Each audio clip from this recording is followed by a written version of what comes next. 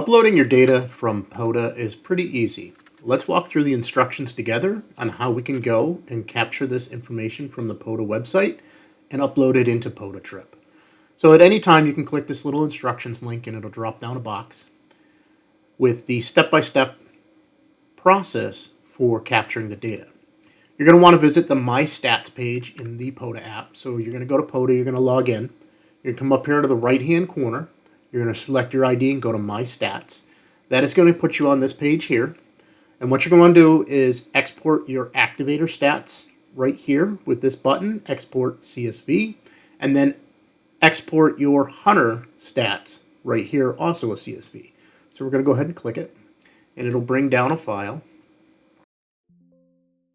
Mine's asking me to overwrite the one I already have there, which I said yes. And it's going to do the same thing for Hunter. Oop, it added a 1 to it. I saw that. All right, and then we're just going to come back over here and we're going to find those files.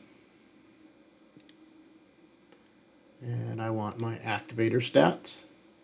And then I'm going to click the button that says Upload Activator Parts.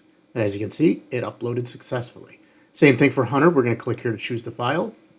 We're going to grab our file we downloaded for Hunter. We're going to say Upload Hunter Parks. And those were uploaded successfully. That's it. It's pretty simple.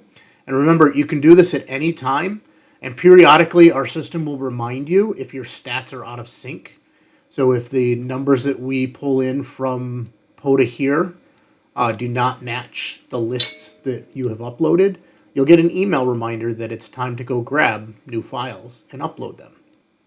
So hopefully you found that helpful and were able to get your exports uploaded. If you have any questions, please reach out to the support team. Thank you.